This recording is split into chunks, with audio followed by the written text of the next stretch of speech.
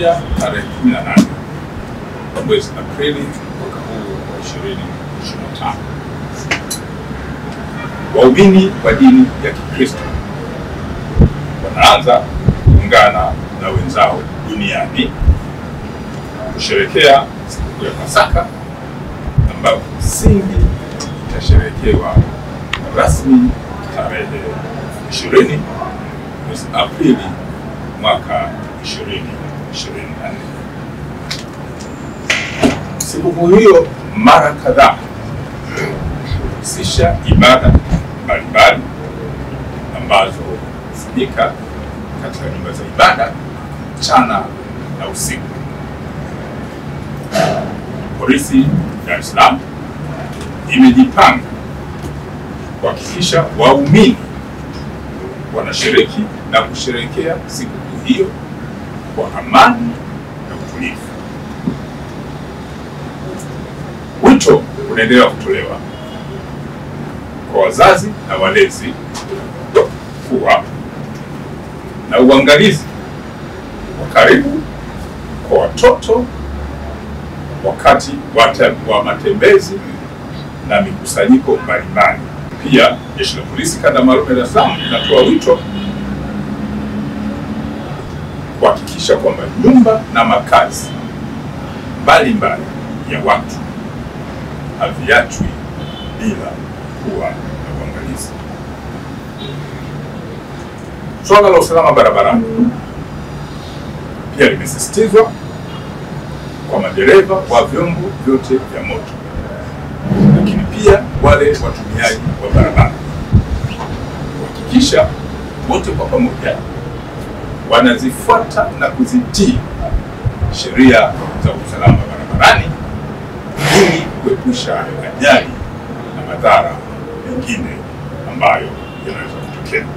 Polisi Kanda Maalum ya Dar es Salaam imekuwa pia ikifuatilia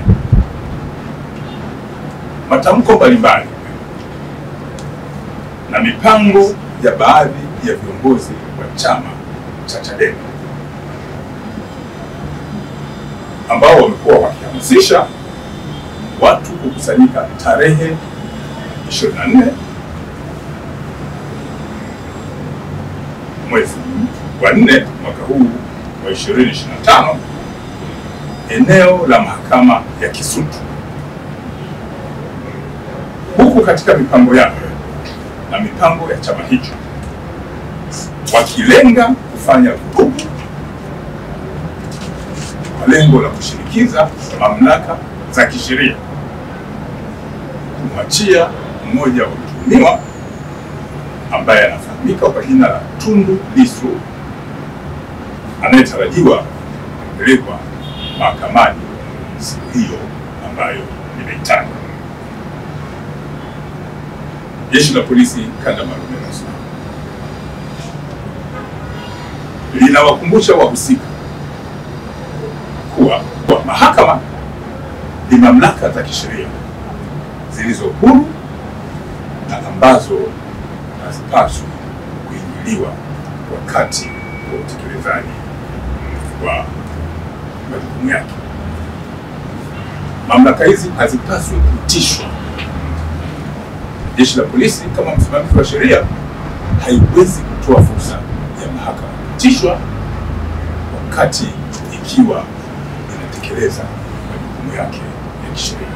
Jeshi la Polisi Kanda Maalum ya Dar es Salaam linaendelea kuwatahadharisha watu wote wanaohamasisha, lakini wale wote wanaopanga kutekeleza nia hiyo ovu kuwa wasishiriki kwenye mpango huo. Linatoa onyo kali kwa wale wote ambao wanapanga mpango huo ovu kufanya vurugu au fujo kwenye eneo la mahakama. Utachukuliwa vikali sana, lakini kwa mujibu wa sheria.